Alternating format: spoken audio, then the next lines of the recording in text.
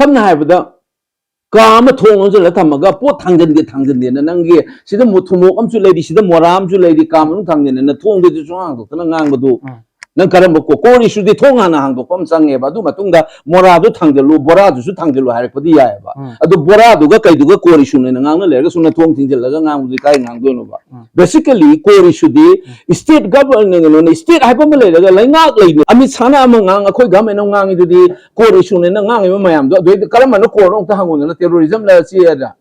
kai do wing ami sa do na terrorism na te no ngon salu nangi sarkar na tra manipur sarkar me party mana ba na tra du sala hai cho nang chida narco terrorism hai sona kan terrorism nate hai rei adu no ne sidai sida cookie ga maite ga khana banati har ga sona khana misal no cookie ga maite ga wari san ne ai kari ai no ta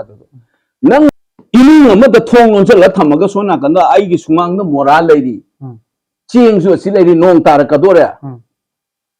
achi ching ti pusal lakre na nga sona kan thong on la thami kana na lo la mi no so do kadai chakre kana na pai ge na tigat no han ma thok ta dro aduna khongpa na hana dong kaw bane ba khoina taw thong do hang na ba aduna ko ne si gyan tarak ne ba su em pu salai si di hange ha ga na su si bu sen ya ahum du na yana re supposing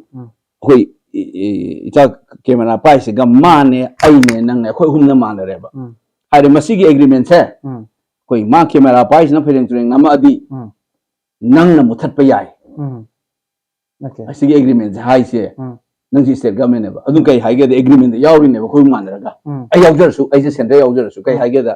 ki ml to khain um kauni kari bu ngang na ri no gyan ta de mun na ga um kauni du kai khoi gi central valley da leiba ml sing na ha kanu tumi le yor ga kalam ngang da thami ne ba adu ko cookie mu kau na si gi tawri mayam se si taw bu mu tai na na noi pulap kau ne ml mayam jum ga thamu ai gi praja ware manipur praja se ai gi haige da ne ba prime minister na masana ko ai gi praja yang ware noi to si kai no wari saula no phammo ga kau ba number 1 resolve to ba du na le banda adagi tumin ka im tok da bai type to normal oi re na lai di be si da koli mai te ron su law bu yaw bu ne kan view manipur kan view na ko ye tamil ge mp amna mai te ron da law se mai te ron slogan ma hayo na ko alfred man kai do si ge har kan da re da law bu ne ba tamil maron da su law re ko amumuk law na ba da mai te ron su yaw bu ne manipur kan view manipur kan view na safe manipur hai bu ne ko mai law ga taw bu ne mp mu web padigi nungai bagi point ma aduga san mp mu web pakan da wa ba point ma ani dang hai ba okay nungai se academic ni taw yaram da ba nga meeting da law ra article is tabi ram da du hojikti tare khabar da so am ile sin si mu nungai ba ni su de hai de tabi ram da ba wa hai na ju hai ni ai na han de i le ra ba wa ni academic taw na theory taw da na taw ma kang bu ju si cha su sang mo hai ngam mak tre ba jinga mp ngam sing wa ni ngang si ko asima ai yam ngai hai de liberate ai ji suti tholaga ima kai thel kum chalaga cham chaga le ba han de ge adu gum gi freedom je khara mang ba dong tawre adu man wai te notice window ma ma no cheri ikoina huji unazari ba se manipur gi inner manipur parliamentary constituency gi mp sir dr bimol akoi jamne sir ham ta tram no cheri thank you sir ikoi gi ngarang je sir na parliament gi hadare all the way from india gi lok sabha da gi manipur da lakhi ba je sigi matung da hoji pawda interview kya muk pi sir ai se khang dire ma se thi fa si ka national media ge su fanam taw koi local gi da su individual ai mari mangang tu srang do male local da na mapan da na ne katang helam gadra okay mind taw mal okay sangarang da gi hadare manipur gi local cable tv mayam ji so sana parliament ta pi ki ba ikoi sir gi speech and madui matung da modi ne pi pa paukhum swai da interview okay discussion je am loi taw and again mapanda muka haidare india today degi horaga then different news channel mayam ama so sagi interview loba aduga then debate haiba sarna parliament pikiba speech sida mari lena debate mayam ama tawsi ulnai ado hojik si opinion ama haidare national public opinion ama semkal lapagi adugi momentum ama de sai pin ui sigi je sarna pikiba speech se masigi pandam ama sarna thamgibra pandam hai ja koi akoi na thui ba problems ai koi na manipur da handak tawrai ba koi thugai ge se lai se perspective ma yaw ne ba ko masigi perspective che nung gi oba ma gi mideng masi kari no sine ba ko akoi na any upspagi akoigi upspagi kano thokpa yai adagi akoigi territorial integrity khangde adagi fake encounter khangde economic development leitabagi ni khangde adagi akoigi history lana sandu haibe history yaurokti haibe puna makse masigi haise tokhai ba machoi taba pot amta nate larger perspective amagi pot ne base haidi India haiba laipak sida khoi Manipur gi place se karino haiba gi pot ama chaw khoi Manipur da namu na notice se karino si aina social science ki satra moina su chahi kunthran ni phuje adu da ungaga khallaga paraga nainaraga lakpani na ko anda thoi ba da gi government bidana ga tumina lairi ba da gi kari haini the central security forces sing sida tawri ba mawong akoi sarkar lengang na tawri ba mawong mayam chi yeng ba gi da o chi karino hai ba maina thamge na khanba haidi episodic aina sam to intrain na chahi kunthra mu sida khabar da kai de irak pada wangang sunoi satra su tarwane na episodic reaction to specific episode nga ki oiba ihom da ho lorgam to pi ho na monorama ha adegi akoi gi momo ko gi incident wa law ni territorial integrity um tawni ha adegi kenom to machet taw sigi nga ki taw no to pot chikari no haiba ma cha na thamge haina aina khalla kanda thamak pane understand taw se sa adu oragadi sir na somehow ngasagi India gi public se citizen ma'am se provoke to ge haibagi don khang akoi kana no akoi thoiba problem se kari no achinda na akoi da khodo mitin na akoi da suspicion tawduna anti India ni adu ni adani ai sonna kan na akoi nupi macha ai gi speech du yawri ne matam mangauda we ne note is ki nupi macha sing na mapan da wari ba humiliation leidana akoi di yengi ba mi yeng lagi history 75 years fauda hujik ta hapai bagi maram kari gino khanari se kari no mi loi namak thamakan handak ki tawri post ju adu gi same okay mi yeng do gi tholakpa policy sa adu sa gi speech ina thambane ba aduna atien me du na at least ani hum di han balona pochi thamma matung da ina there is a continuity between kari hainia colonial and the post colonial normally post colonial theory ni ko sa adoi ni am interesting with area je sir the typical politician am natti adagi then sana haiba kan da in some of the interviews in uba kan da reluctant politician ge hai sana ai je yam yawning the politics yaw ki ben te compel situation am ai je yaw ki bani ga haiba kan sida sana MP oidringai mamang da ikoi gi MP gi ai contest to do hai da decision lok pa doi da I'll do something and sana khanji bido as MP or just how open the ngai ri sa do ahan ba sana parliament session the saru ya ba adu sana ahan ba gi sana thangui speech wife over the sada satisfaction kitang labor comment with no I satisfy ki nate si mapan da larik tak na khotana laik tamak padagi na oza wedan lai rei se oza we makung da sei kun tra mu su rei no alaida ai khoi de yengi ba mi yeng se adu ka samane government ni da na da yengi ba mi se kari no se samana ba question ba yi khoi de sigi taw iba mong se kari no ai khoi gi da nupi mcha sing si dai da natta ba mi yengi ba racial discrimination no ju satro na de uidana da always I spoke yes protest yaw na khotana sigi pochi da chap mana na nung da pin da ba mayam se alo aina su khoi gi sa da hai si mainstream in labor kamu sin mo su si gyan ta khang de ba ko aje moi de ming jena main thang le yengan mam chang noi je sine na adu gi do awaken thol amatung da de khoi gi relationship si izat leina khoi su relationship am leiba ya ba gi potential le kane aduna moi da ju ane moi na ka husi khumai ni prime minister na ngai ba answer ga se khoi di social science student na am tin su on se tholei se the prime minister na haibaji da muklak se ge du sa gi prime minister da amang sa gi nisikan du bi na ga ngai se okay akoi gi se patronizing attitude ka in tam me na social science da khoi na meri kom da du happy gi bi ne ka have se patronizing attitude ne ba mi gi noina happy ba na te ma matik chai na noina hapani noina atopa Sachin Tendulkar gai do akhoi na MP hen givini ne na hybrid ne yes attitude se khenara isingo Mary Kom du mase nathor ai ne noi gi manung da leiba prejudice me am do tholai ne ba Sachin Tendulkar gai do akhoi ni MP happy givini ne ka hybrid ne hai de ba ko Mary Kom gai do akhoi na MP happy givini ne ka haire kumba ai huji irakhi ne disi on record le ro ngak tane se manung da leiba prejudice tu ni ba tholai je Mary Kom masa mak tu na chithi da na Manipur jai ye home se burn to rem ti ngona ma prime se da appeal to gi dai na adu appeal to bhau to rukti sidi noina MP happy re da na mana ibu du bhau nei tabi gi ra ra kane bai de adu matang na adagi aigi mama adu to me no mai ka Manipur police officer no mai ka pa sigi ba adagi India gi dum te sigi ba mayam ji meaning mai khangra moi khaktan adun ta ko de moi gi mi Manipur si ra di mate abado adu de ju si Manipur gi rang si ju historically rooted ba problem amani guy se hai ba ngam ma changne ba khoi da ko sanga sagi typical politician na ina sai pan gi se normally wangang na ba matam da parliamentary address to kan da gi magi tongan tongan political party gi front da lei ba sing se amana amada chaiba hunba na tragan even man propose to ba subject am puthora ga jo but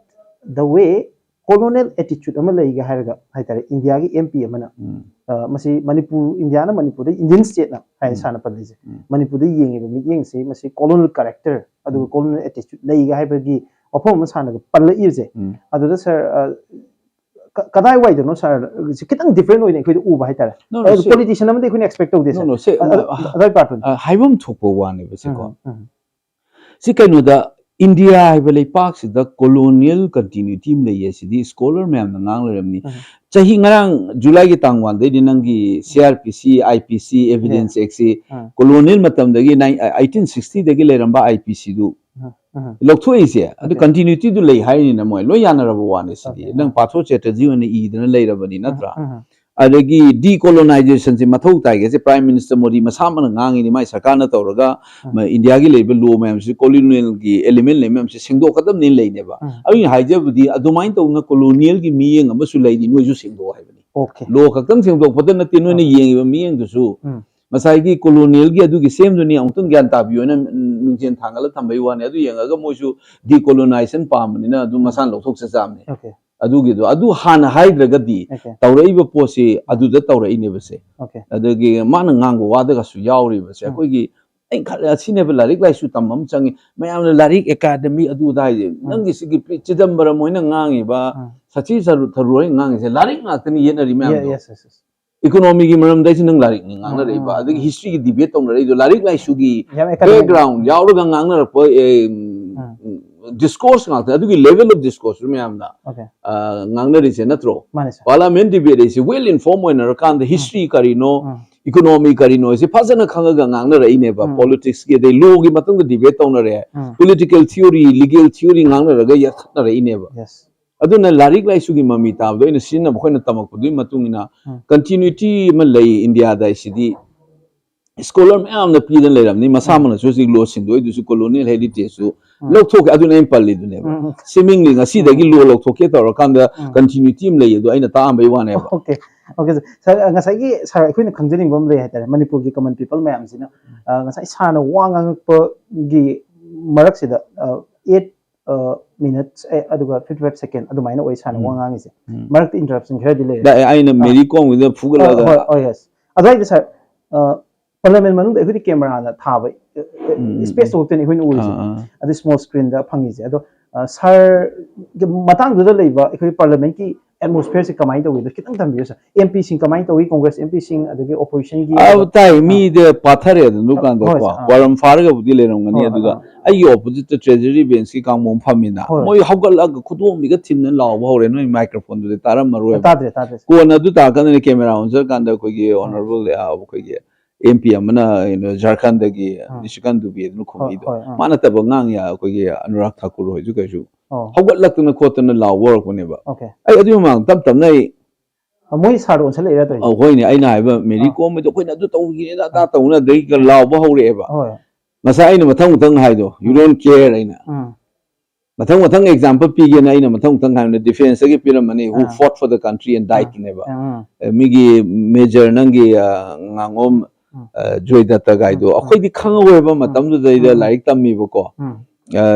university college ꯁꯥꯇ꯭ꯔ university ꯑꯣꯏꯔꯤꯉꯩꯗ ꯂꯩꯕꯗꯨꯗ ꯁꯤꯔꯀꯥꯟ ꯑꯣꯄꯔꯦꯁꯟꯗꯤ ꯈꯪꯍꯧꯋꯤ ꯃꯩꯇꯩ ꯃꯆꯥ ꯑꯃ ꯏꯍꯥꯟ ꯍꯥꯟꯅꯗꯨꯗ victim ꯑꯣꯏ ꯃꯦꯖꯔꯅꯤ ꯈꯪꯉꯤ ꯃꯥꯏ ꯅꯨꯄꯤꯗꯣ ꯑꯩꯈꯣꯏꯒꯤ ꯋꯦꯜ ꯅꯣꯟ ꯑꯦꯛꯇ꯭ꯔꯦꯁ ꯁꯥꯐꯕꯤꯗꯣ ꯀꯨꯝꯕ ꯁꯨꯗꯅꯤ ꯑꯗꯨꯒꯤ ꯀꯩꯅꯣꯅꯤ ꯍꯁꯕꯦꯟꯅꯤꯀꯣ ꯑꯗꯣ ꯃꯥꯅꯤ ꯈꯪꯉꯦꯕ ꯃꯇꯝꯗ ꯑꯣ ꯃꯩꯇꯩ ꯑꯣꯐꯤꯁꯥꯔ ꯑꯃ ꯁꯤꯔꯦ ꯀꯥꯏ ꯑꯩꯈꯣꯏꯁꯨ ꯌꯪ ꯃꯄꯥꯟꯗ ꯂꯥꯏꯔꯤꯛ ꯇꯝꯃꯤꯅ ꯈꯪꯍꯧꯋꯦꯕꯀꯣ ꯑꯗꯩ ꯑꯩꯁꯤ ꯗꯤꯐꯦꯟꯁꯀꯤ ꯃꯔꯝꯗꯁꯨ ꯅꯪꯅꯁꯨ ꯍꯥꯏꯐꯦꯠ ꯈꯪꯉꯝꯒꯅꯤ ꯑꯩꯁꯦ ꯌꯥꯝ ꯄꯥꯒꯜꯂꯦꯕ ꯗꯤꯐꯦꯟꯁꯀꯤ ꯃꯔꯝ ꯑꯥꯔꯃꯤꯒꯤ ꯀꯔꯤꯁꯦ ꯑꯗꯨꯅ ꯃꯥꯒꯤ ꯑꯗꯨꯒꯤ ꯍꯧꯖꯤꯛ ꯐꯥꯎꯕ ꯃꯦꯃꯣꯔꯤ ꯂꯩ ꯖꯐꯅꯥꯗ ꯀꯃꯥꯏꯅ ꯇꯧꯈꯤ ꯑꯗꯨꯒꯤ ꯑꯩꯈꯣꯏꯒꯤ ꯄꯦꯔꯥ ꯀꯃꯥꯟꯗꯣꯁꯤꯡꯗꯨ ꯔꯤꯂꯤꯞ ꯇꯧꯅ ꯍꯣꯠꯅꯕꯗ ꯃꯥ ꯒꯨꯔꯈꯥꯗꯩꯅꯤ ꯃꯥ ꯀꯃꯥꯏꯅ ꯁꯤꯒꯤ ꯂꯩꯗꯅꯀꯣ ꯑꯗꯒꯤ ꯃꯦꯖꯔ ꯖꯣꯇꯤꯟ ꯁꯨꯁꯥꯏꯠ ꯕꯣꯝꯕꯔ ꯑꯐꯒꯥꯅꯤꯁꯇꯥꯟꯗ ꯁꯤꯔꯤꯅꯦꯕ ꯑꯩ ꯄꯟꯒꯦ ꯇꯧꯔꯝꯕꯅꯤ 3 스타 ꯖꯦꯅꯔꯦꯜꯗꯤ ꯀꯩꯗꯤ ꯄꯩꯅ ꯂꯩꯔꯝꯃꯤ ꯃꯌꯥꯝꯁꯦ ꯅꯣꯏ ꯐꯥꯒꯤ ꯑꯣꯏꯔ ꯈꯟꯕ꯭ꯔꯥ ꯑꯩ ꯍꯥꯏꯒꯦ ꯇꯧꯔꯝꯃꯦꯕꯀꯣ ꯑꯗꯒꯤ ꯗꯤꯐꯦꯟꯁ ꯅꯦꯁꯅꯦꯂꯤꯁ ꯗꯤꯁꯀꯣꯔꯁꯇ ꯑꯥꯔꯃꯤ ꯑꯁꯤꯅꯤꯗꯅ ꯑꯗꯨ ꯊꯥꯡꯖꯤꯜꯂ ꯂꯣꯏꯔꯀꯥꯟꯗ ꯑꯩꯅ ꯑꯃꯨꯛ ꯀꯜꯆꯔꯦꯜ ꯑꯥꯏꯀꯣꯟ ꯁ꯭ꯄꯣꯔꯠꯁ ꯏꯟꯗꯤꯌꯥꯒꯤ ꯐ꯭ꯂꯦꯛ ꯄꯥꯏꯔꯒ ꯖꯅꯒꯅ ꯃꯅ ꯁꯛꯍꯜꯂꯤꯕ ꯏꯟꯇꯔꯅꯦꯁꯅꯦꯜ ꯄ꯭ꯂꯦꯠꯐꯣꯔꯝ ꯇꯧꯔꯤ ꯃꯌꯥꯝꯁꯤꯒꯤ ꯁꯦꯝ ꯁ꯭ꯇꯦꯠꯅ ꯊꯧꯑꯣꯏꯗ꯭ꯔꯤꯗꯣ ꯀꯔꯤꯒꯤꯅꯣ ꯍꯥꯏꯅ ꯏꯟꯒꯦ ꯇꯧꯕꯅꯦꯕ ꯀꯜꯆꯔꯦꯜ ꯑꯥꯏꯀꯣꯟꯗꯒꯤ ꯀꯩꯗꯒꯤ ꯑꯣꯖꯥ ꯔꯇꯟ ꯊꯤꯌꯥꯝꯒꯁꯤ ꯁꯥꯍꯤꯇ꯭ꯌ ꯑꯦꯀꯥꯗꯃꯤꯒꯤ ꯆꯤꯌꯔꯃꯦꯟ ꯑꯣꯏꯔꯝꯃꯤꯅꯤ ꯊꯥꯊꯥꯏꯒꯤ ꯂꯦꯚꯦꯜ ꯅꯠꯇꯦꯕ ꯊꯥꯏꯅ ꯇꯥꯏꯝꯁ ꯑꯣꯐ ꯏꯟꯗꯤꯌꯥꯗꯒ Amitabh Bachchan of Indian theatre ꯀꯥꯏꯅ ꯏꯒ ꯑꯩꯈꯣꯏ ꯈꯪꯍꯧꯋꯦꯕꯀꯣ ꯑꯗꯒꯤ ꯄꯥꯎꯁꯥꯝꯒꯤ one of the 100 best film of India in last century ꯇꯧꯕꯗ ꯏꯃꯥꯏ ꯅꯤꯡꯊꯦꯝ ꯌꯥꯎꯔꯤꯅꯤ ꯑꯗꯨꯒꯨꯝꯕ ꯃꯌꯥꯝ ꯂꯩꯔꯤꯕ ꯃꯌꯥꯝꯁꯦ ꯐꯥꯒꯤꯔ ꯅꯣꯏ ꯑꯗꯨꯃꯥꯏꯅ ꯉꯥꯡꯉꯛꯄꯗꯨꯗ ꯃꯣꯏꯗ ꯄꯥꯟꯕꯖꯥꯠꯅꯤ ꯇꯤꯡ ꯁꯣꯛꯄꯗꯣ ꯑꯗꯩꯗ ꯈꯜꯂꯦꯒꯁꯨ ꯊꯤꯒꯠꯂꯛꯈꯤꯅꯤ ꯑꯗꯨꯗꯁꯦ ꯑꯣ ꯑꯁ ꯍꯥꯏꯅꯤꯡꯗꯕꯅꯤ ꯍꯦꯟꯖꯜꯂꯛꯑꯗꯤ ꯑꯩꯈꯣꯏ ꯏꯃꯣꯁꯅꯦꯜ ꯑꯣꯏꯗꯩꯗꯤ ꯍꯥꯏꯔꯛꯀꯅꯦꯕ ꯑꯩꯗꯤ ꯏꯃꯣꯁꯅꯦꯜ ꯑꯣꯏꯔꯤꯗꯣ ꯉꯥ ꯑꯩꯗꯤ ꯁꯤꯅ ꯁꯥꯇ꯭ꯔ ꯑꯣꯏꯗꯤ ꯊꯦꯡꯅꯔꯝꯃꯤꯅꯦ ꯌꯥꯝ ꯇꯞꯅ ꯉꯥꯡꯉꯝꯕꯗꯒꯤ ꯑꯗꯣ ꯐꯣꯔꯁꯐꯨꯜꯂꯤ ꯑꯣꯏꯔꯛꯀꯅꯤ ꯑꯗꯩꯗ ꯌꯥꯝ ꯐꯣꯔꯁꯐꯨꯜ ꯄꯤꯡ ꯑꯣꯏꯅ ꯂꯥꯎꯅ ꯁꯥꯎꯒꯠꯂꯛꯏꯗꯣ ꯉꯁꯥꯏ ꯈꯨꯗꯣꯝꯕꯤꯒ ꯊꯤꯜꯂꯒ ꯇꯧꯔꯛꯄꯗꯣ ꯂꯥꯎꯍꯠꯂꯒ ꯑꯩꯅ ꯍꯦꯀꯜ ꯇꯧꯔꯒ ꯇꯨꯃꯤꯟꯅꯒ ꯂꯩꯗꯧꯕ ꯃꯤꯒꯤ ꯇꯥꯏꯞꯇꯒ ꯑꯅꯧꯕ ꯑꯦꯝꯄꯤꯅꯤ ꯀꯥꯏꯅ ꯈꯟꯕꯖꯥꯠꯅꯤ ꯑꯩꯅ ꯁꯨꯝ ꯈꯟꯕꯗꯀꯣ ꯑꯗꯩꯗ ꯆꯍꯤ ꯃꯄꯥꯟꯗ ꯂꯩꯔꯛꯄꯗꯒꯤ ꯊꯦꯡꯅꯗꯅ ꯂꯥꯛꯑꯕ ꯑꯩꯉꯣꯟꯗ ꯑꯗꯨꯃꯥꯏꯅ ꯇꯧꯔꯛꯄꯗꯨꯗꯤ ꯃꯣꯏꯁꯨ ꯈꯪꯉꯝꯃꯅꯤ ꯍꯧꯖꯤꯛꯄꯨꯗꯤ ꯈꯪꯉꯝꯃꯅꯤ ꯃꯣꯏ ꯀꯅꯥꯅꯣꯁꯨ ꯃꯅꯤꯡꯗꯒꯁꯨ ꯄꯜꯂꯤ ꯑꯣ ꯍꯤ ꯏꯁ ꯇꯦꯂꯦꯟꯇꯦꯠ ꯀꯥꯏ ꯍꯥꯏꯕ꯭ꯔꯥ ꯀꯩꯅꯣꯝꯁꯨ ꯇꯥꯕꯅꯤ ꯃꯅꯤꯡꯗ ꯃꯣꯏ ꯑꯦꯝꯄꯤꯒꯤ ꯃꯥꯏꯀ꯭ꯔꯣꯐꯣꯟꯗꯨꯗ ꯃꯣꯏ ꯃꯁꯦꯟꯒ ꯈꯪꯉꯝꯒꯅꯦꯕꯁꯦ ꯖꯦꯅꯨꯗ ꯑꯣꯖꯥ ꯃꯣꯏꯅ ꯎꯔꯝꯗꯣꯏꯁꯦ ꯁ꯭ꯋꯥꯏꯒꯤ ꯃꯨꯐꯁꯤꯜ ꯇꯥꯎꯟꯗ ꯀꯩꯗ ꯑꯣꯖꯥ ꯑꯣꯏꯕ ꯅꯠꯇꯦ ꯁꯤ ꯅꯨꯄꯥꯁꯤ ꯖꯦꯅꯨ ꯑꯣꯖꯥꯅꯦ ꯑꯃꯨꯛ ꯈꯪꯉꯅꯤ ꯊꯤꯒꯠꯂꯨꯔꯒ ꯅꯪ CSGS ꯑꯩꯗ ꯆꯍꯤ 7 ꯂꯩꯔꯝꯃꯤꯅꯤ ꯏꯟꯗꯤꯌꯥꯒꯤ ꯇꯣꯞ ꯌꯨꯅꯤꯚꯔꯁꯤꯇꯤ ꯋꯥꯔꯜ ꯔꯦꯡꯀꯤꯡꯗ ꯌꯥꯎꯔꯤꯕ ꯏꯟꯁꯇꯤꯇ꯭ꯌꯨꯠꯅꯤ ꯂꯩꯅꯥ ꯁꯤ ꯂꯣꯏ ꯈꯪꯉꯝꯃꯅꯦꯕ ꯍꯧꯖꯤꯛ ꯈꯪꯉꯗꯤ MP ꯃꯊꯪ ꯎꯅꯔꯛꯄꯗ ꯅꯣꯡꯉꯥꯜꯂꯒ ꯎꯅꯕꯗ ꯑꯩ ꯈꯛꯇꯪ ꯎꯗ꯭ꯔꯦꯕ ꯃꯣꯏ ꯕꯤꯃꯣꯜ ꯃꯅꯤꯄꯨꯔꯤ ꯈꯛꯇ ꯅꯠꯇꯦ ꯃꯣꯏ ꯑꯣꯏꯔꯤꯁꯦ ꯑꯣ CSGSꯇ ꯂꯩꯔꯝꯕ ꯅꯨꯄꯥꯗꯣ JNUꯗ ꯂꯩꯔꯝꯕꯗꯣ ꯑꯣ ꯃꯗ꯭ꯌꯨꯗꯁꯨ ꯇꯥꯛꯑꯝꯃꯥꯅꯦ ꯍꯥꯏꯕꯒꯤ ꯄꯣꯠ ꯑꯃ ꯂꯩꯗꯅꯀꯣ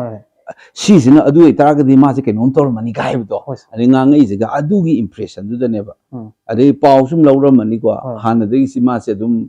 ꯄꯕ꯭ꯂꯤꯛ ꯏꯁꯨꯗ ꯀꯩꯗ ꯉꯥꯡꯅꯗ ꯂꯩꯕ ꯃꯤꯅꯤ ꯑꯗꯨꯃꯥꯏꯅ ꯈꯪꯉꯝꯒꯅꯤ ꯑꯗꯨꯅ ꯑꯩꯅ ꯈꯟꯕꯗ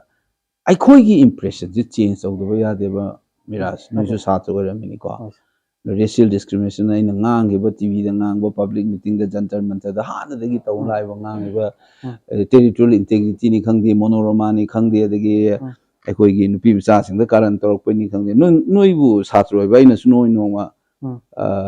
ꯁꯟꯁꯠ ꯃꯥꯔꯛꯀꯤ ꯄꯨꯂꯤꯁ ꯁ꯭ꯇꯦꯁꯟꯗ ꯑꯩꯅ ꯂꯧꯊꯣꯛ ꯂꯥꯛꯄꯗꯣ ꯅꯣꯏ ꯃꯌꯥꯝ ꯁꯥꯇ꯭ꯔ ꯑꯃ ꯐꯥꯂꯦꯅ ꯑꯍꯤꯡꯗ ꯑꯩꯅ ꯂꯧꯊꯣꯛ ꯂꯥꯛꯄꯗꯣ ꯅꯤꯡꯁꯤꯡꯕ꯭ꯔꯥ ꯑꯗꯨ ꯌꯦꯡꯉꯣ ꯑꯥꯗ ꯂꯩꯗꯨ ꯃꯅꯤꯄꯨꯔ ꯃꯆꯥ ꯃꯌꯥꯝ ꯂꯩꯗꯨ ꯌꯦꯡꯉꯣ ꯑꯣꯖꯥ ꯈꯛꯇꯪ ꯂꯥꯛꯄ꯭ꯔꯥ ꯑꯗꯨꯁꯨ ꯁꯤ ꯑꯩꯒꯤꯅꯦꯅ ꯊꯥꯒꯠꯃꯤ ꯑꯩꯒꯤ ꯅꯣꯏꯅ ꯂꯩꯔꯝꯃꯤꯕ ꯗꯤꯇꯦꯟ ꯇꯧꯔꯤꯗꯨ ꯑꯩꯁꯨ ꯁꯥꯇ꯭ꯔ ꯑꯃ ꯑꯣꯏꯅ ꯑꯗꯨꯁꯨ ꯑꯩ ꯗꯤꯇꯦꯟ ꯇꯧꯔ ꯂꯩꯈ꯭ꯔꯕꯅꯦꯕ ꯍꯥꯟꯅ ꯃꯁꯥꯠꯀꯤꯅꯦꯅ ꯑꯗꯨꯅ ꯄꯨꯟꯁꯤꯗ ꯑꯗꯨꯃꯥꯏꯅ ꯇꯧ ꯂꯥꯛꯑꯃꯤꯅ ꯄꯣꯠꯁꯤ ꯉꯥꯡꯕ ꯑꯃ ꯆꯪꯉꯦꯕ ꯑꯗꯣ ꯑꯩ ꯍꯥꯏꯁꯦ ꯑꯦꯟꯇꯤꯅ ꯃꯣꯏꯗꯣ ꯃꯦꯟ ꯁ꯭ꯇ꯭ꯔꯤꯝꯁꯤꯡꯁꯦ ꯑꯩꯅꯁꯨ ꯉꯥꯡꯕꯗ ꯍꯥꯏꯗꯣꯏꯅꯦꯕ ꯔꯤꯛꯁꯥ ꯗ꯭ꯔꯥꯏꯚꯔ ꯕꯁ ꯀꯟꯗꯛꯇꯔ ꯅꯠꯇ꯭ꯔꯒ ꯀꯩꯊꯦꯜꯗ ꯚꯦꯖꯤꯇꯦꯕꯜ ꯂꯩꯐꯝꯗ ꯄ꯭ꯔꯤꯖꯨꯗꯤꯁ ꯇꯧꯔꯛꯄꯗꯨꯅ ꯑꯇꯣꯞꯄ ꯑꯃꯅꯤ ꯑꯗꯨꯒ ꯄꯥꯔꯂꯥꯃꯦꯟꯠꯒꯨꯝꯕ ꯍꯥꯎꯁꯇ ꯂꯩꯕ ꯃꯤ ꯔꯨꯂꯤꯡ ꯀꯩꯅꯣ ꯃꯣꯏꯅ ꯇꯧꯔꯛꯑꯒꯗꯤ ꯂꯥꯏꯔꯤꯛ ꯂꯥꯏꯁꯨ ꯍꯩꯔꯒꯗꯤ ꯑꯗꯨꯗꯤ ꯅꯪ ꯇꯨꯃꯤꯟ ꯂꯩꯐꯝ ꯁꯨꯡꯊꯣꯛ ꯊꯣꯛꯇꯦꯕ ꯑꯗꯨꯗ ꯁꯥꯔꯅꯦ ꯑꯩꯈꯣꯏ ꯔꯦꯇꯔꯤꯛ ꯑꯣꯏꯅ ꯍꯥꯏꯇꯥꯔꯦ ꯑꯩꯅ ꯀꯝꯄꯣꯅꯦꯟ ꯑꯅꯤꯈꯛ ꯎꯏꯌꯦ ꯃꯄꯨꯡ ꯑꯣꯏꯅ ꯅꯦꯁꯅꯦꯜ ꯃꯦꯗꯤꯌꯥ ꯃꯌꯥꯝꯅ ꯄꯤꯛ ꯑꯞ ꯇꯧꯕꯁꯦ even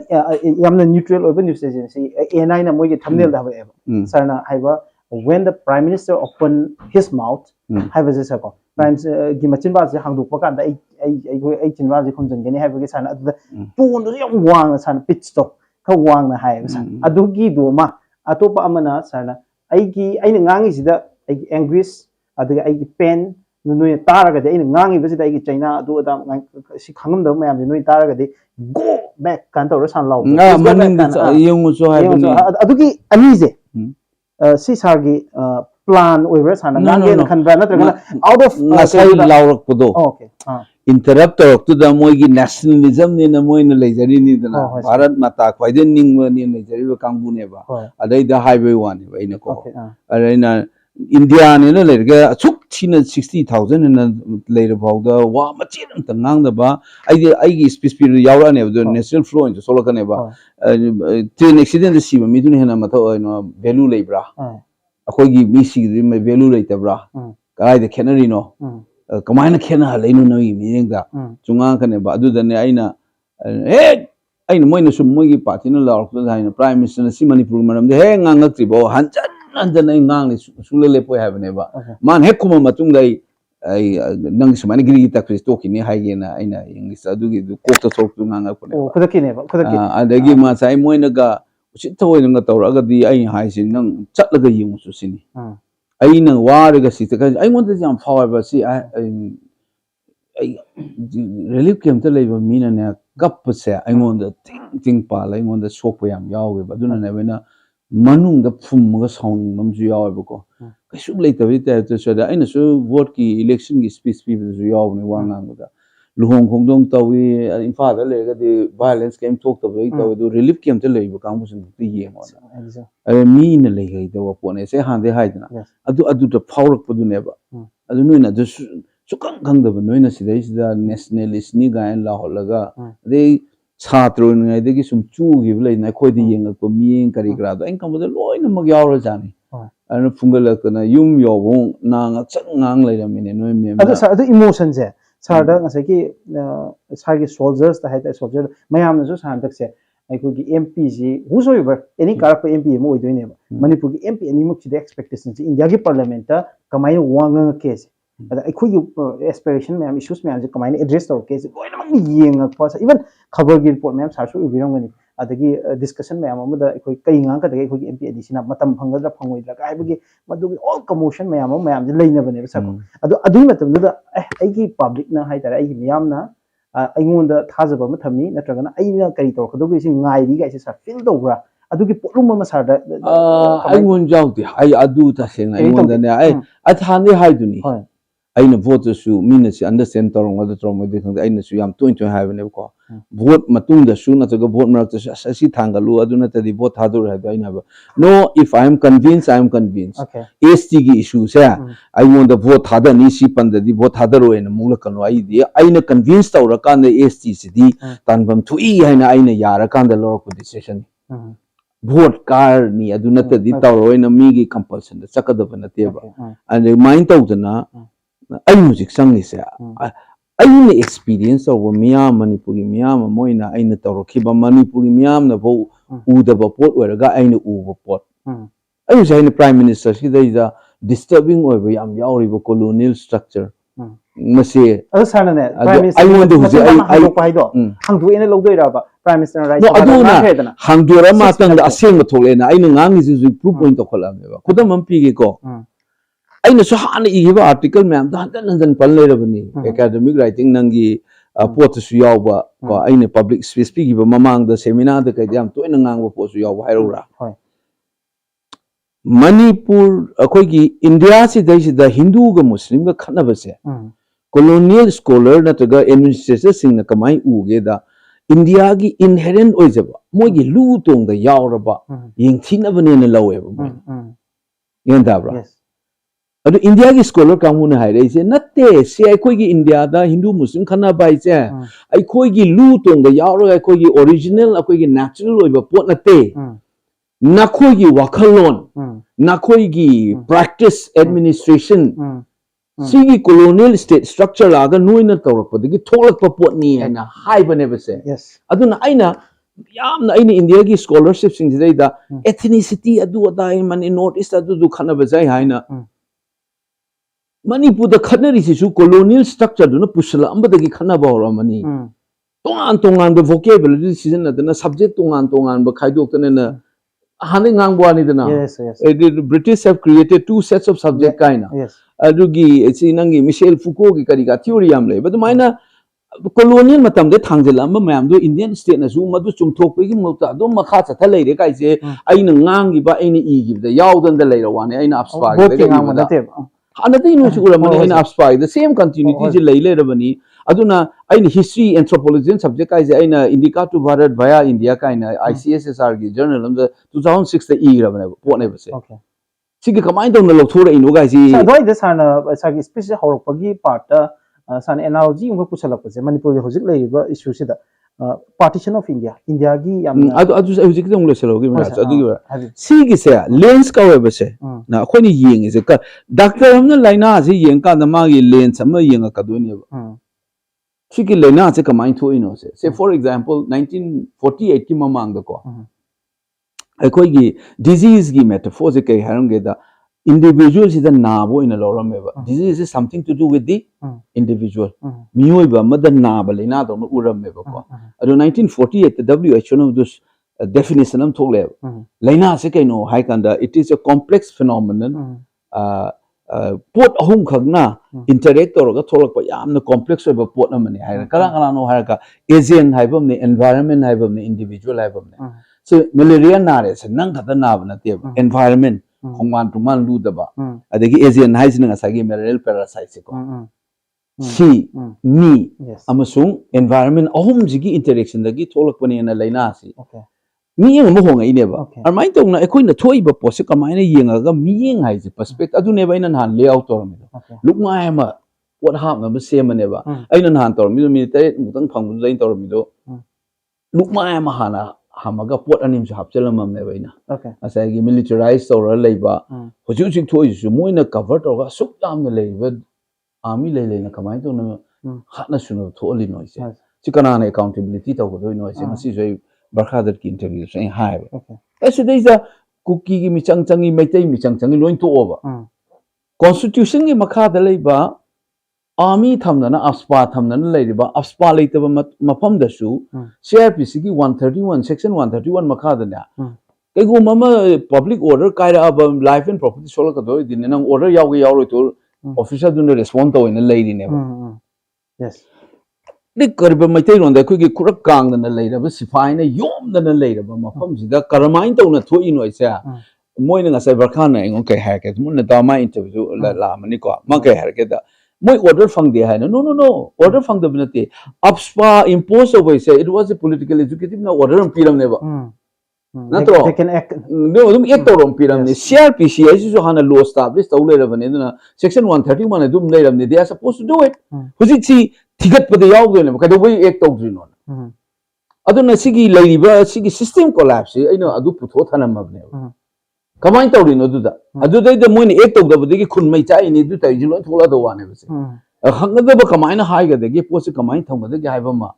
change ba ko adu se cookie mai te yu de thok ang thal lak tho ga da institutional lai ba moina tawbam thok ma thok taw du kari gi no han fix taw hai jo ne sa order fang de hai ya ro sa adu matang da sa ko sir da lai ba question kra ai ngo adu ka chamana podam jo hapchalam mam ne we na nangi relief came to this sir sana palam je manipur irang zero related oina aina sum yeng jaba awat pa sana dum hapiro element relief ki sima yam chawn sana pan dirame that's my promise adagi ngasage partition gi analogy adu so hana hai bani yes hana de high level wani aduga militarization gi wafam mam leire adu failure of the central government and state government adu ma sana directly or indirectly indicate tawre adu high level wani adagi moi gi central indian state ki hai tare including moi government executives in yauna political leadership yauna moi myam yeng do mayam chawna question tawrame sana ko you'd expected or have then presidential speech the manipur often yaudo was phagi na te ga ba sigi area si ma sana thamak pe area si da live question je number 1 core issue hai ba question nam thola isa ko sana so to interview ma'am da pigre but si da su kisan plus to honing area du core issue si da hai je su gi wafam asa adagi then cookie illegal migrant or the narco terrorists or adugi moigi moini tawkiba thabuk mayam adai poppy cultivation gi deforestation gi adwai area mayam do pande habaduni sir swai je kai ai ngasai duni icham tano je ngasai sa samana hairagi ko ga laina se kaino disease se kaino na hana di individual da na ba poto rom de 1948 WHO na mi yeng hong do rai da na an core issue je karino ai mieng da puye ai gi core issue di India iba state sida asuk ang systemic constitutional order ma leiraga chahi ema hena sumain irang thola thammi se kari noisa this is the core issue si atai du di kano ne ba important oi dia ai hai ne ba sida si gi ta ge nang samna hai ba ꯀꯥ ꯑꯃ ꯊꯣꯡ ꯂꯣꯟꯁꯤꯜꯂ ꯊꯝꯃꯒ ꯄꯣꯠ ꯊꯥꯡꯖꯟꯗꯦꯅ ꯅꯪꯒꯤ ꯁꯤꯗ ꯊꯨꯃꯣꯛ ꯑꯃꯁꯨ ꯂꯩꯔꯤ ꯁꯤꯗ ꯃꯣꯔꯥ ꯑꯃꯁꯨ ꯂꯩꯔꯤ ꯀꯥ ꯃꯅꯨꯡ ꯊꯥꯡꯖꯟꯗꯦꯅ ꯊꯣꯡꯗꯨꯁꯨ ꯍꯥꯡꯗꯣꯛꯇꯅ ꯉꯥꯡꯕꯗꯨ ꯅꯪ ꯀꯔꯝꯕ ꯀꯣꯔ ꯏꯁꯨꯗꯤ ꯊꯣꯡ ꯍꯥꯟꯅ ꯍꯥꯡꯗꯣꯛꯄ ꯑꯃ ꯆꯪꯉꯦꯕ ꯑꯗꯨ ꯃꯇꯨꯡꯗ ꯃꯣꯔꯥꯗꯨ ꯊꯥꯡꯖꯜꯂꯨ ꯕꯣꯔꯥꯗꯨꯁꯨ ꯊꯥꯡꯖꯜꯂꯨ ꯍꯥꯏꯔꯛꯄꯗꯤ ꯌꯥꯏꯑꯕ ꯑꯗꯨ ꯕꯣꯔꯥꯗꯨꯒ ꯀꯩꯗꯨꯒ ꯀꯣꯔ ꯏꯁꯨꯅꯦꯅ ꯉꯥꯡꯅ ꯂꯩꯔꯒ ꯁꯨꯝꯅ ꯊꯣꯡ ꯊꯤꯡꯖꯤꯜꯂꯒ ꯉꯥꯡꯕꯗꯨꯗꯤ ꯀꯥꯏ ꯉꯥꯡꯗꯣꯏꯅꯣꯕ ꯕꯦꯁꯤꯀꯦꯂꯤ ꯀꯣꯔ ꯏꯁꯨꯗꯤ ꯁ꯭ꯇꯦꯠ ꯒꯚꯔꯟꯃꯦꯟꯠ ꯁ꯭ꯇꯦꯠ ꯍꯥꯏꯕ ꯑꯃ ꯂꯩꯔꯒ ꯂꯩꯉꯥꯛ ꯂꯩꯅ ꯀꯃꯥꯏꯅ ꯏꯔꯥꯡ ꯊꯣꯛꯍꯜꯂꯤꯅꯣ ꯃꯤꯂꯤꯇꯔꯤ ꯑꯁꯨꯛ ꯂꯩꯅ ꯀꯃꯥꯏꯅ ꯏꯔꯥꯡ ꯊꯣꯛꯍꯜꯂꯤꯅꯣ ꯍꯥ सिगेसिना कोर इशू ओरिद्रो लैंगांगना तौरकदो पोट ngaktaनेबा अदुगी डिस्ट्रैक्शन ओइबा कोर इशू जे करिनो हाइबगी क्वेश्चन हम लाकनेबा अदुगी नंग सिगी नार्को टेररिज्म हाइना लैरगदि पुखतपिरेबा कोर इशू न ngangi मैमदो अमेसाना टेररिज्म नति हाइगिदाइना सिगी लैंगाक्सिल करि हाइगिबा नार्को टेररिज्म हाइ अदुदी टेररिज्म नति अदुदी नंग नेगेट तौरइ नत्रो यानिंग दे कादि अमिसाना अमंगांग अखोय गमेनो ngangi दुदी कोर इशू ने ngangi मैमदो अदुई करमनो कोर ओंता हांगोना टेररिज्म ला सियादा कहीं अमिसाद टेररिज्म नते नोंसलू नंगी सरकार नत्रा मणिपुर सरकार में पार्टी मानब नत्रा उन चला हाइचो नंग सिदे नार्को टेररिज्म हाय सोना कन टेररिज्म नते हाइरई अदे नोने सिदे सिदे कुकी ग मैते ग खनब नते हारगा सोना कन अमिसाद नो कुकी ग मैते ग वारी साने आई करी हाइ नो ता नंग हाइ ग खनब नते हाइरे हां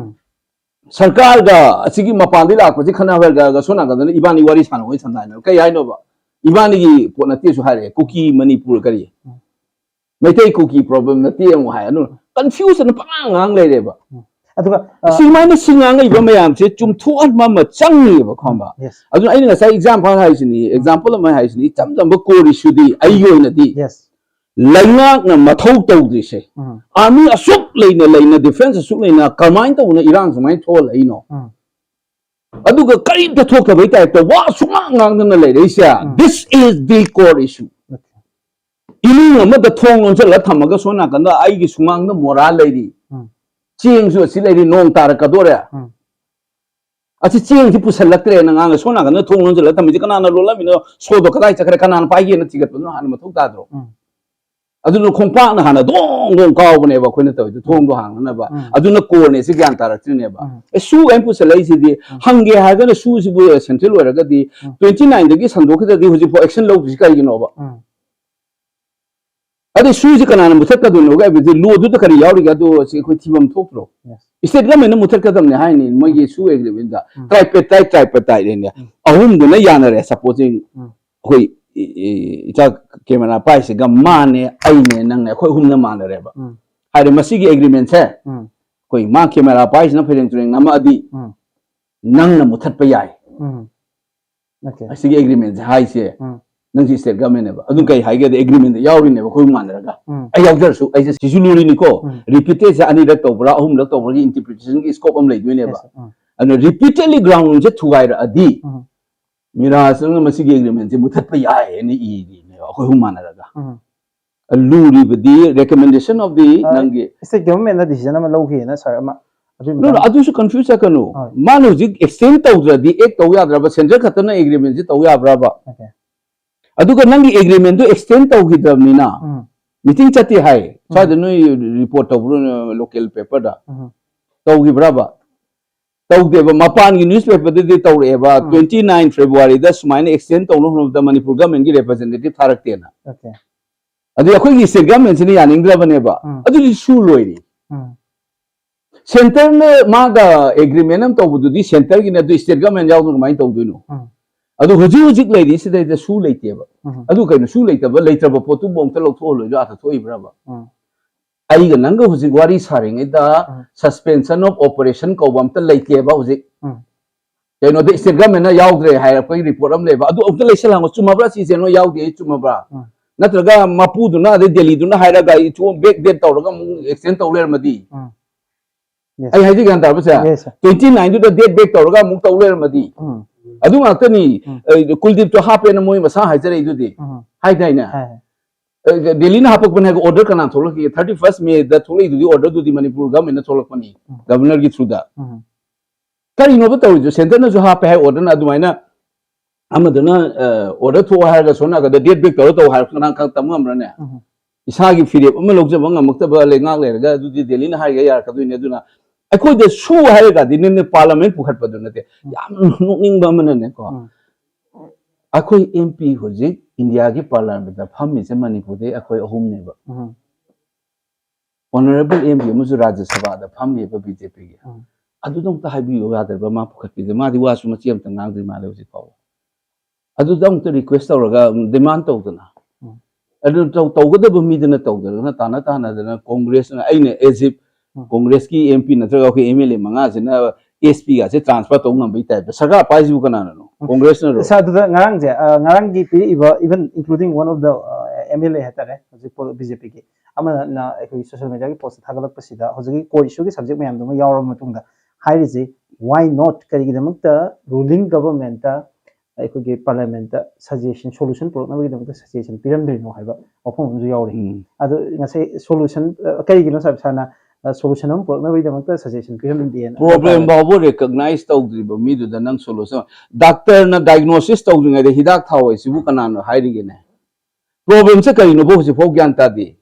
cookie ga maitai ga khana bani amana hai cookie ga maitai ga khana bana tisidi mapan dagi chang pa mito illegal immigration ga India government ga Manipur state government ga khana bani hai dai ne tarang ni ne adu problem se kai no bok chum diagnose to ngam dri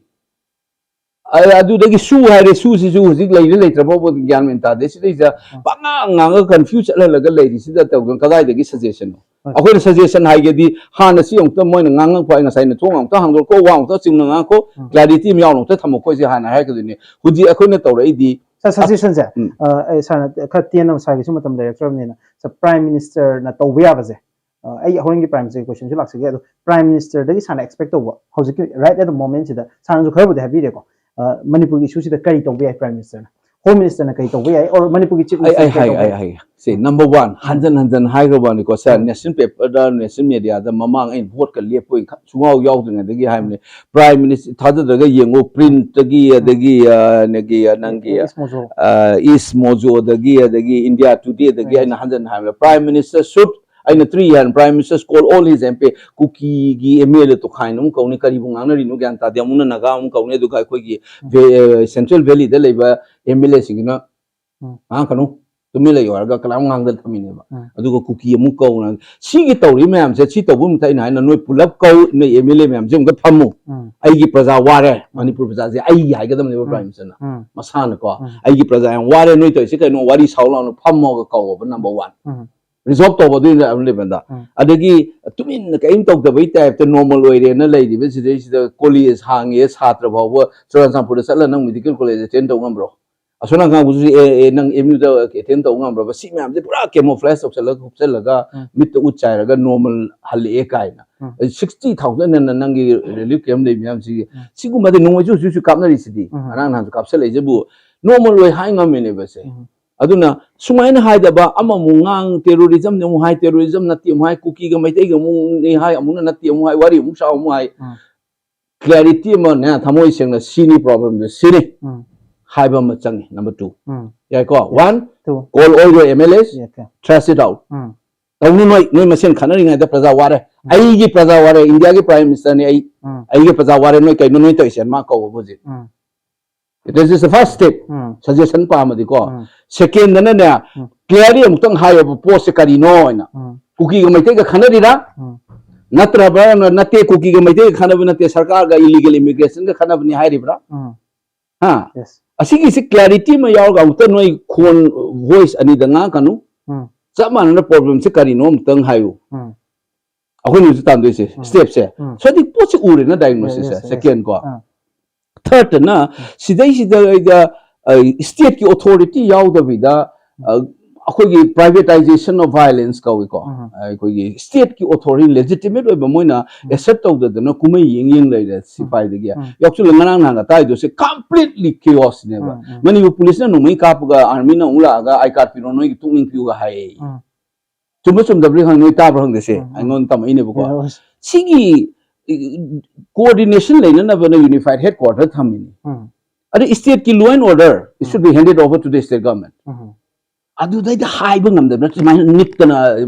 ꯍꯥꯏꯕ ꯉꯝꯗꯗꯧꯅ ꯂꯩꯔꯒ ꯑꯩꯈꯣꯏꯅ ꯊꯝꯃꯛꯄ ꯅꯠꯇꯦ ꯈꯨꯠ ꯄꯨꯟꯖꯜꯂ ꯂꯩꯔꯦ ꯀꯥꯏꯅ ꯇꯧꯔꯤꯕꯗꯣ ꯆꯍꯤ 2,000 ꯂꯩꯔꯛꯄ ꯃꯤ ꯑꯃꯒꯤ ꯂꯤꯗꯔꯒꯨꯝꯕꯅ ꯉꯥꯡꯒꯗꯕ ꯋꯥ ꯅꯠꯇꯦꯕ ꯑꯗꯨꯒ ꯏꯟꯗꯤꯌꯟ ꯀꯣꯟꯁꯇꯤꯇ꯭ꯌꯨꯁꯟ ꯃꯈꯥꯗꯁꯨ ꯑꯣꯇꯣꯅꯣꯃꯤ ꯂꯩꯖꯔꯤꯕ ꯁ꯭ꯇꯦꯠꯅꯦꯕ law and order 이즈 subject matter ꯅꯣꯏ ꯁꯦꯟꯇꯔꯅ ꯄꯥꯏꯒꯦꯒ ꯄꯨꯔꯥ ꯄꯥꯏꯁꯜꯂꯣ ꯄꯥꯏꯔꯣꯏꯗꯣꯒꯅ ꯀ꯭ꯂꯤꯌꯔꯂꯤ ꯑꯃ ꯀꯣꯟꯁꯇꯤꯇ꯭ꯌꯨꯁꯟ ꯄ꯭ꯔꯣꯕꯤꯖꯟ ꯃꯈꯥ ꯇꯧ ꯑꯦꯛꯁꯇ꯭ꯔꯥ ꯀꯣꯟꯁꯇꯤꯇ꯭ꯌꯨꯁꯅꯦꯜ ꯑꯃ ꯍꯧꯖꯤꯛ ꯇꯧꯔꯤꯁꯦ ꯈꯨꯗꯣꯡꯕꯤ ꯊꯤꯟ ꯊꯤꯟꯗꯅ ꯙꯞ ꯇꯧꯗꯅ ꯃꯣꯏꯅ ꯍꯥꯏꯒꯦ ꯇꯧꯍꯜꯂꯦ ꯗꯤꯁꯤꯖꯟ ꯃꯣꯏꯅ ꯂꯧꯔꯒ ꯏꯝꯄ꯭ꯂꯤꯃꯦꯟ ꯇꯧꯅ ꯑꯩꯈꯣꯏꯒꯤ ꯑꯣꯔꯗꯔ ꯊꯣꯛꯂꯤ ꯀꯨꯜꯗꯤꯞ ꯑꯩꯈꯣꯏꯅ ꯍꯥꯞꯄꯟꯗꯦ ꯍꯥꯏꯔꯒ ꯃꯣꯏꯅ ꯑꯃꯨꯛ ꯑꯣꯔꯗꯔ ꯊꯣꯛꯆꯅꯤ ꯁꯤ ꯇꯧꯔꯤꯕ ꯃꯌꯥꯝꯁꯦ ꯇꯣꯛꯎ ꯀ꯭ꯂꯥꯔꯤꯇꯤ ꯑꯃ ꯂꯩꯅꯅꯕ ꯂꯣꯐꯨꯜꯅꯦꯁ ꯑꯃ ꯆꯪꯉꯤ 3 ꯁꯖꯦꯁꯟ ꯁꯨꯔꯕ 4 ꯃꯣꯏꯅ ꯑꯣꯔꯒꯅꯥꯏꯖ ꯇꯧꯔꯒ ꯅꯪꯒꯤ ꯍꯧꯖꯤꯛꯀꯤ ꯈꯠꯅꯔꯤꯅꯦꯅ ꯂꯥꯎꯕ ꯉꯁꯥꯏꯒꯤ ꯃꯣꯏꯒꯤ MLA ꯀꯩꯀꯥ ꯌꯥꯎꯔꯤ ꯃꯌꯥꯝꯗꯨꯗ ꯅꯠꯇꯅꯅꯦ ꯀ꯭ꯂꯥꯔꯤꯇꯤ ꯑꯃ ꯂꯧꯕ ꯑꯃ ꯆꯪꯉꯦꯕꯀꯣ ꯁꯣꯂꯨꯁꯟ ꯗꯤꯐꯔꯦꯟ ꯑꯦꯁꯄꯤꯔꯦꯁꯟ ꯂꯩ ꯃꯤꯒꯤꯀꯣ ꯗꯤꯐꯔꯦꯟ ꯀꯝꯃ꯭ꯌꯨꯅꯤꯇꯤ ꯂꯩꯕ ꯃꯌꯥꯝꯁꯤꯒꯤ ꯑꯦꯁꯄꯤꯔꯦꯁꯟꯁꯤꯡꯁꯦ ꯃꯁꯤ ꯑꯩꯈꯣꯏ ꯗꯥꯏꯂꯣग ꯑꯃ ꯍꯧꯕ ꯃꯊꯧ ꯇꯥꯏꯌꯦꯕ ꯕꯠ ꯄ꯭ꯔꯥꯏꯃꯔꯤ ꯑꯦꯛꯁꯦꯁꯇꯤ ꯑꯩꯈꯣꯏꯗ ꯑꯗꯨꯏꯗ ꯁꯣꯜꯕ ꯇꯧꯔꯛꯀꯅꯦꯕ ꯃꯁꯤꯒꯤ ꯃꯥꯒꯤ ꯗꯤꯐꯔꯦꯟ ꯑꯦꯁꯄꯤꯔꯦꯁꯟ ꯑꯣꯐ ꯀꯝꯃ꯭ꯌꯨꯅꯤꯇꯤꯁꯦ ꯀꯔꯤꯅꯣ ꯃꯁꯤꯗ ꯁ꯭ꯇꯦꯠꯀꯤ ꯏꯟꯇꯔꯦꯁ ꯍꯥꯏꯗꯤ ꯃꯅꯤꯄꯨꯔꯒꯤ ꯏꯟꯇꯔꯦꯁ ꯀꯥꯏꯗ ꯁꯣꯛꯏ ꯁꯣꯛꯇꯦ ꯍꯥꯏꯕꯅꯆꯤꯡꯕꯁꯦ ꯁ꯭ꯇꯦꯠ ꯒꯚꯔꯟꯃꯦꯟꯠ ꯑꯩꯈꯣꯏꯅ ꯄꯣꯖꯤꯁꯟ ꯑꯃ ꯂꯧꯔꯒ ꯗꯥꯏꯂꯣꯒꯤꯡ ꯑꯃ ꯍꯧꯕ ꯌꯥꯅꯦꯕ ꯑꯩ ꯅꯣꯏ ꯂꯛꯁꯃꯟ ꯔꯦꯈꯥ ꯍꯥꯏꯕ ꯑꯃ ꯂꯩꯅ ꯁꯤꯗꯩꯗꯤ ꯍꯦꯟꯅ ꯍꯥꯏꯔꯛꯀꯅꯨ ꯀꯔꯤꯒꯤ ꯌꯨꯅꯤꯌꯟ ꯇꯦꯔꯤꯇꯣꯔꯤ ꯁꯤꯗꯩꯗꯤ ꯍꯦꯜꯂꯀꯥꯟꯗ ꯒꯠ ꯂꯩꯅ ꯍꯥꯏꯔꯒꯅꯦ ꯑꯗꯨ ꯅꯣꯏꯒꯤ ꯀꯔꯤꯅꯣ ꯑꯇꯣꯞꯄꯗꯨꯗꯤ ꯍꯥꯏꯔꯛꯑꯣ ꯍꯥꯏꯗꯅ ꯆꯤꯡꯅ ꯁꯨꯃꯥꯏꯅ ꯑꯩꯈꯣꯏꯒꯤ ꯋꯥꯔꯤ ꯁꯥꯕ ꯑꯃ ꯍꯧꯕ ꯑꯃ ꯆꯪꯉꯦꯕ state government that just one suggestion ꯆꯞ ꯃꯥꯟꯅꯩ ꯃꯣꯏꯁꯨ ꯌꯥꯎ ꯑꯩꯅ ꯒꯠ ꯈꯤꯇꯪ ꯂꯩꯕꯤꯌꯨ इंडियन कॉन्स्टिट्यूशन की मखाद लिंखत्लिब सरकार ने डेमोक्रेसी दा मणिपुरी मियाम न थादरगा खलप मेजॉरिटी पारगा पाइरबनी दिल्ली न खुदोमी न तौरगा सुमाइन तिंगों कांगों की टाइप सानबगी सानहलिसे मसी सानन खुदम पीरिस नै नो जे मसाना हाइजबनी कुलदीप से अखोइन हापनते दिल्ली न हापकपनी हाइबनी but order was issued by government of Manipur issue तवे से मोसियन यागद्राबा अदुम Meena ngang aga noigi constitutional authority da thingjalaga lepa ngamdaba pong ibobina lepkidana muiba changpu matamda noi tawlo adu de to ne hangamini aspa da lokthok ke tawda lokthok na haida noi palu law isi lokthok ni haina state ki authority ne law and order si ina paigadamni adu tawba ngamdabida ngasi bhoga tawisi akhoi gi sarkar matung na di modi ji ga amit shah ji gi makhada haini su ngangdro अदुदि ngasi सोइसे Modi ji का अमित शाह जी ने सुमाइना तौ हाइब्रा central arm forces in कारण फुर अगर नंगोन nganगनो हाइरकप्रा Kuldeep हापगा आइखोइ order थोइ नंगोन थो हाइरकप्रा थोइबा मयाम से सिगी clarity म यावबम चंगेबा अदु चंग अगदि अखोइगी लमदम सिद लेरिबा मी ngakतनी at the end of the day CM मैबिरिबसिसु इयामनी लमदम सिगी मीनी नत्रा लेरिबा मयाम बसी पुल्ला कांदा अखोइ सिबु हेत सानबा याबदुन उहनबदुदी अदुदी उहनबम फते अदु अरगददी अक्रॉस पार्टी लाइन अखोइ लेपकने okay sir now asigi mane state nama lobam change ba okay, yes akoi kanu si chahi lising ani adu lerakpada natana india gi constitution makha da leriba full fledged state amani article 163 gi makha da likhan pa council of minister ni leiri che whimsical one to na constitutional authority ni ko si miyam na khalak bani miyam gi will represent tawri bani aji si harak pu matam da congress oigera mo oigera sidi nang lepak pata bane adu taw da bi da mi na hairaga ama mungang ga mu chelu tumi leiwon taw le bi di ai khoi de ijat soi manipur gi autonomy thugai ba de natna ai khoi bu mi na smu du silo oy okay sir aroi with the prime minister gi matang se sir na prime minister pi ai one question da lak sir prime minister gi ma gi speech ki component ahum thoi sir number 1 Manipur irang se significantly declined away aduga BJP government na tawpham thokpa thabak tawri haibagi madugi magi description ama ani sobada flood ki ama aikoi flood ki matang da aikoi NDRF ki team ani thare aikoi lokhatham thokpa thabak state government ga pullaga thabak lokhati haiba ani se leire ahum sobada congress government na congress party na mapung ina handak ki parliament session sida yam chawna disrupt tawba se aikoi ki mai da gi haibani haiba se mama si nei adagi then sida politicize to no hon roi dawni sida beyond politics we need to come out from politics adu punno work to mina do area ni haiba adagi congress si succession na program yamna politicize to bugi dam haitare manipur le issue sida politicize to bugi dam succession na miyamna congress si reject to kani ga haiba area sing si yawi overall component ahum se sak kamaina maning de hok chi ko please people have rejected BJP ikai khanggi haibo gi type tore reject tor kane ja people have already rejected aduna bu party aigi assembly constituency aigi parliamentary constituency da kuntrani thoi assembly segment ji manungda ahum gaktani congress natra si leina unprecedented margin the karisa this is a complete rejection of BJP natro adumaina ching desu tawredana moina support of moigi alliance so thuai khre so manipur na reject or karne te politicize or ga koi awa da sanaraga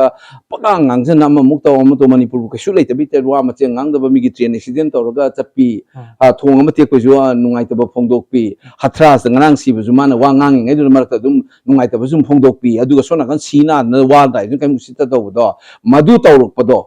adu taw pade mo je reject taw khrabne sim number 1 sida mu ain ngasai haijariba mathomoi singba panganga sum tawleragadi moi mathangi assembly election na maru phangna manipur dagi moi mutkani se masana work tok jarga masada chingnera tana congress oin onjal haijan bai wani aigi mota ti ko aduna mathomoi singa thabak tok tagadi moi mathangna maru phangna sidai chakni ngai se isi soijam sima mathangda congress politicize taw we have sir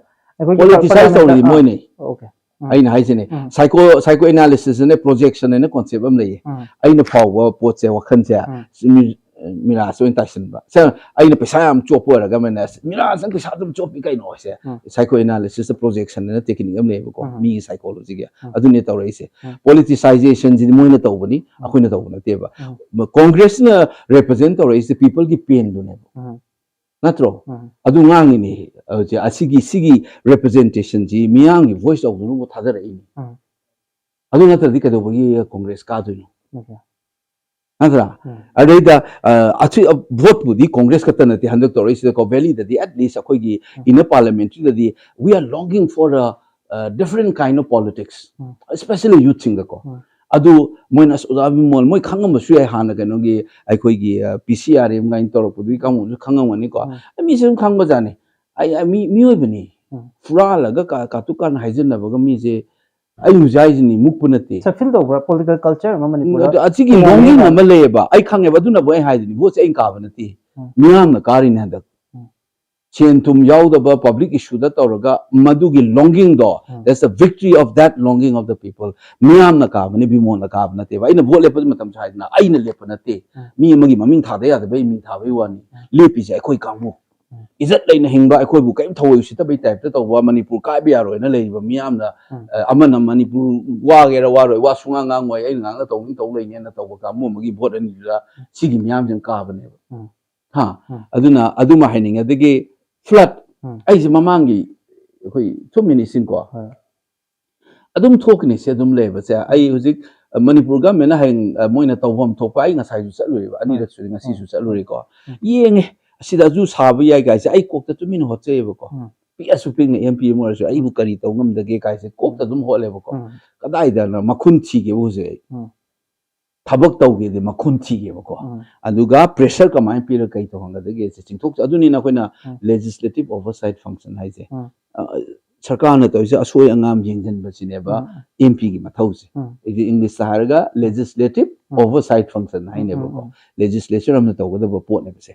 adu ai thau pang to ga adu da na tan ne kadai de no likhun nam chiraga ai nga sai ura ko pochai khara yaw ba ko ai hange la la sim pisa kya ma chang do man ge si sab da kai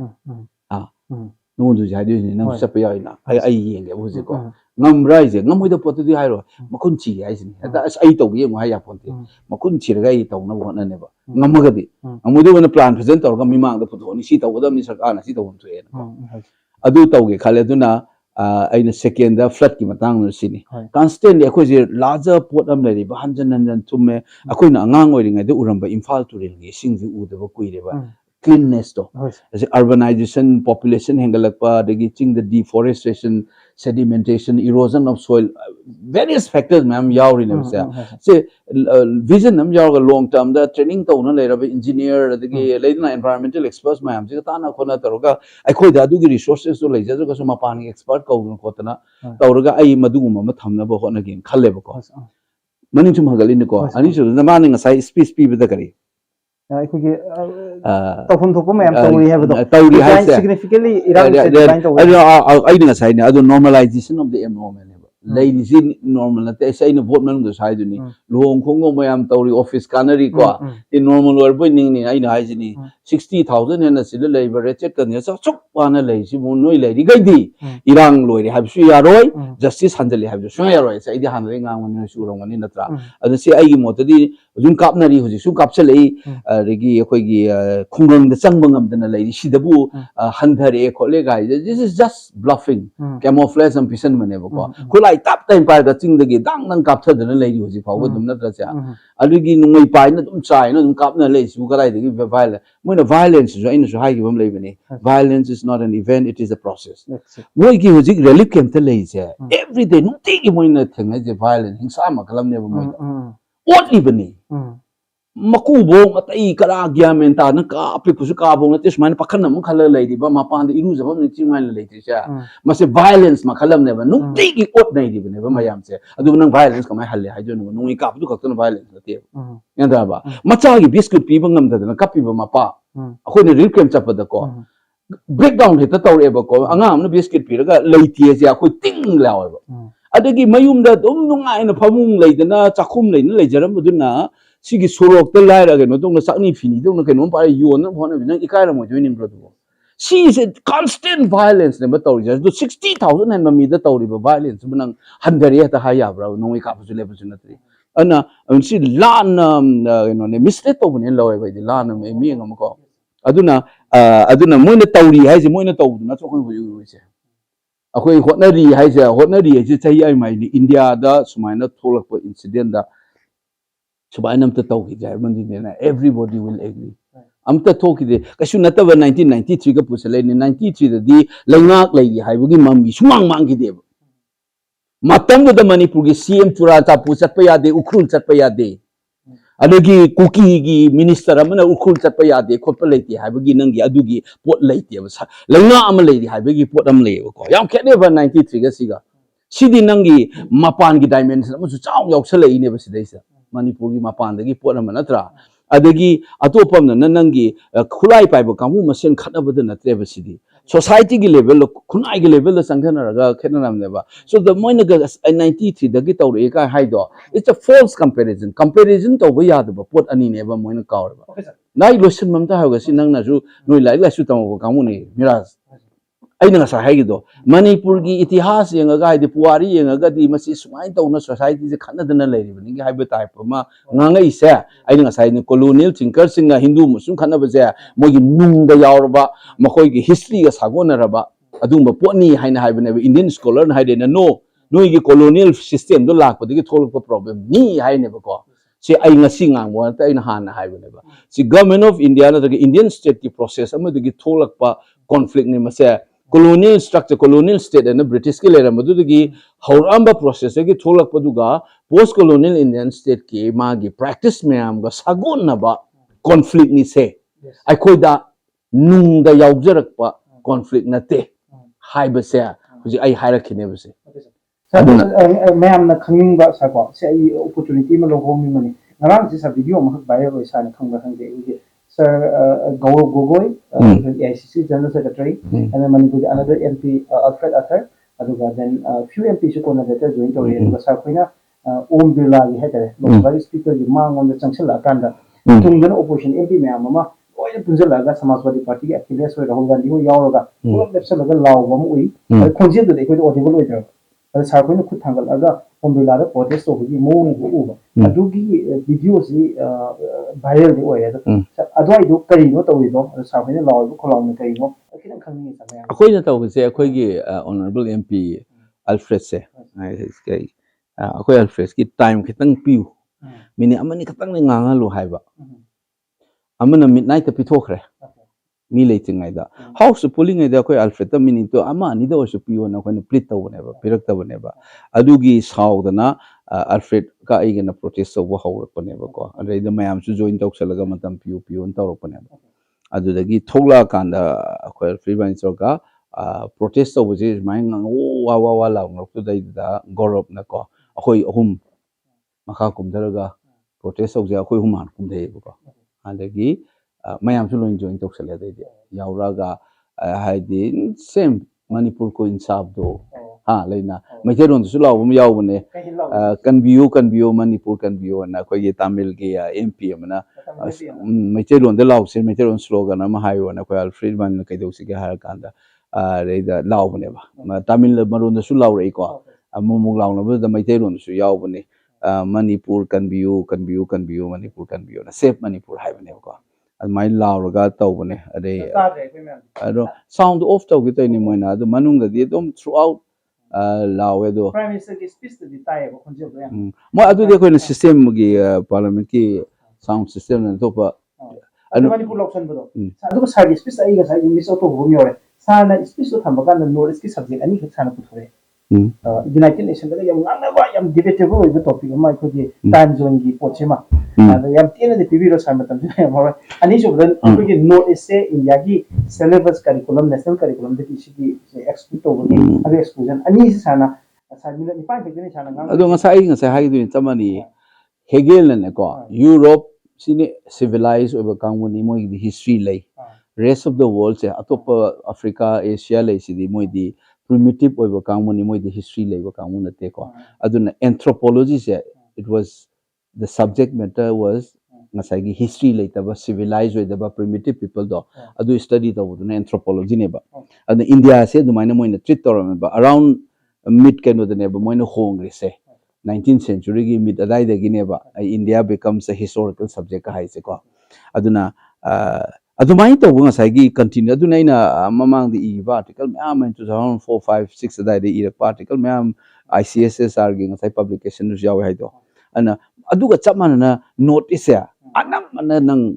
anthropology da loi lai leba thesis da gi kari da gi subject matter da gi tribes of notice na ko history da ne absent oi ne ba asa europe ta ngai gi non european sing history da gi absence of do amani india gi history da su akoi si absent oi lai ba hujikta tinjan na bonai je sida resistant dai ga sikari gi no ga se manung nungi wa do ne interpret ta ho do han thai ngai gi academic discourse ne ba adugi exclude to ina rashtra chetna ide national consciousness am ne ba masigi tawrei ba cha masigi nationalism cha notice exclude to na duna bu yaw da ba potu nom da ka do ngang do ba prime minister na adugi do ne ba ina ngasai gi history gi exclusion ma pusalam do time zone jina ne koi gi janu barua hoi notice ki leader me am na litter ga koi gi separate time zone ma pio us le da na different time zone cha akoi da mangje ba moina pung ma pan da hogale hai se akoi da pung ani mo khoi di active oira kaim to na office wa ga do all india ga na ma pan da hogi do akoi na sitare te ho su ya akoi di adu moya da manga je akoi ma me yum da hala pothar ga productive thaba ka do time ji khenare ba ko ana us kari kra khara country a chow di time zone the different le da na sa sumaina akoi notice ki su tongan ba time zone ma piu hai ba ne ba asi adugi adu ta de we will become more productive kind of argument to le ba du ne project I will end with a lighter note, sir. One sentence about computer, sir. MP, the full of emotion till now. The get up of yam, say, interviews, feel that Madam later Nina. You feel the third young and the low gain in the room to select no longer track. So, MP, for the key, no I will give point. Aduga san MP mu oyak pakanda wa pa point ani bi dang hai ba okay nungai se academic ni taw garam da nga meeting da law article is tabi ram da du jikti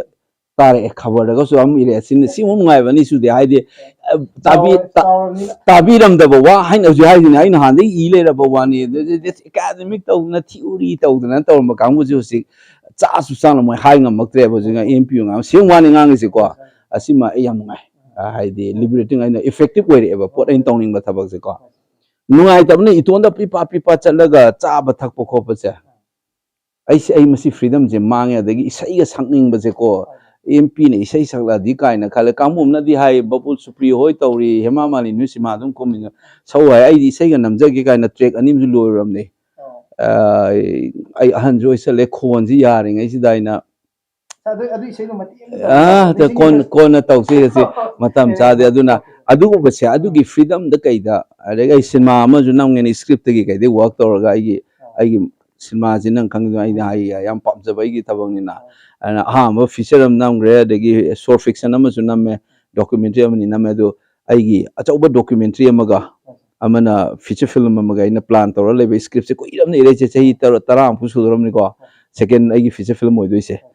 ꯑꯗꯨꯒꯁꯤ ꯇꯧꯒꯦꯅ ꯈꯟꯕꯁꯦ ꯍꯧꯖꯤꯛꯀꯤ ꯂꯩꯄꯥꯛꯀꯤ ꯃꯌꯥꯝꯁꯤꯅ ꯅꯝꯗꯅ ꯑꯩ ꯍꯧꯖꯤꯛ ꯑꯁꯦꯡꯀꯤꯗꯤ ꯏꯔꯥꯡꯁꯦ ꯊꯣꯛꯑꯝꯗ꯭ꯔꯗꯤ ꯑꯩ ꯏꯁꯩꯒꯤ ꯑꯩ ꯁ꯭ꯀ꯭ꯔꯦꯆ ꯂꯣꯏꯔꯕꯅꯦꯕ ꯂꯣꯏꯅꯃꯛ ꯁ꯭ꯇꯨꯗꯤꯑꯣ ꯆꯪꯉꯒ ꯁꯛꯑꯒ ꯂꯣꯏꯁꯟꯗꯧꯔꯕ ꯄꯣꯠꯅꯦ ꯑꯗꯨ ꯀꯨꯀꯤꯒꯤ ꯏꯔꯥꯡ ꯀꯔꯤ ꯊꯣꯛꯂꯛꯄꯗꯤ ꯑꯩ ꯐꯥꯒꯤ ꯇꯧꯔꯤꯅꯤ ꯀꯨꯀꯤꯒꯤ ꯃꯅꯤꯂꯥ ꯈꯤꯡꯖꯤꯜꯂꯛꯇꯦ ꯁꯨ ꯂꯣꯏ ꯀꯥꯏꯈ꯭ꯔꯦꯅ ꯑꯗꯨꯅ ꯁꯤ ꯏꯔꯥꯡꯁꯤ ꯆꯠꯈ꯭ꯔꯦ ꯍꯧꯖꯤꯛꯅ ꯑꯃꯨꯛ MP ꯑꯣꯏꯔꯕꯅꯤꯅ ꯑꯃꯨꯛ ꯂꯩꯄꯥꯛꯀꯤ ꯊꯕꯛꯁꯤꯅ ꯍꯦꯟꯅ ꯂꯨꯔꯛꯄꯒꯤ ꯇꯥꯏꯞꯇ ꯑꯗꯨꯅ ꯑꯩꯅ ꯄꯥꯝꯖꯕ ꯏꯁꯩ ꯁꯤꯅꯦꯃꯥ ꯀꯣ ꯃꯅꯤꯡ ꯈꯤꯇꯪ ꯍꯟꯕꯗꯧꯅ ꯇꯧꯕꯁꯦ ꯈꯤꯇꯪ ꯐ꯭ꯔꯤꯗꯝ ꯑꯃ ꯃꯥꯡꯉꯦ ꯑꯩ ꯑꯗ ꯁ꯭ꯋꯥꯏꯗ ꯀꯩꯅꯣꯝ ꯆꯥꯅꯤꯡꯉꯦ ꯄꯥꯛꯊꯣꯛꯄ ꯌꯥꯗꯕꯤ ꯐꯤꯕꯝ ꯇꯧꯔꯛꯄꯁꯦ CRPꯁꯤꯡꯁꯤꯅ ꯀꯨꯏꯅ ꯏꯟꯅꯔꯒ ꯂꯩꯕꯁꯦ ꯑꯩ ꯇꯨꯃꯤꯟ ꯊꯣꯛꯑꯒ ꯍꯣꯇꯦꯜꯗ ꯆꯠꯂ ꯇꯟ ꯆꯥꯔꯨꯒꯦ ꯀꯩꯊꯦꯜ ꯃꯔꯛ ꯆꯪꯒꯦ ꯀꯥꯏꯅ ꯇꯧꯕꯁꯦ ꯑꯩꯁꯦ ꯁꯨꯇꯤ ꯊꯣꯛꯂꯒ ꯏꯃꯥ ꯀꯩꯊꯦꯜꯒꯨꯝꯕ ꯆꯠꯂꯒ ꯆꯥꯛ ꯑꯃ ꯆꯥꯒꯜꯂꯦꯕ ꯍꯥꯟꯅꯗꯒꯤ ꯑꯗꯨꯒꯨꯝꯕꯒꯤ ꯐ꯭ꯔꯤꯗꯝꯁꯦ ꯈꯔ ꯃꯥꯡꯕꯗꯧꯅ ꯇꯧꯔꯦ ꯑꯗꯨꯃ ꯅꯨꯡꯉꯥꯏꯇꯦ Thank you so much, sir. ꯑꯗꯨꯒ sir, expecting a lot more from you. Thank you. ꯅꯣꯏꯁꯨꯅꯤ ꯃꯦꯗꯤꯌꯥꯅ ꯇꯧꯐꯝ ꯊꯛꯄ ꯑꯩꯈꯣꯏꯅ ꯇꯧꯕ ꯃꯤꯊꯧ ꯂꯣꯏ ꯇꯧꯅꯔꯀꯥꯟꯗꯅꯦ we will overcome, we shall overcome.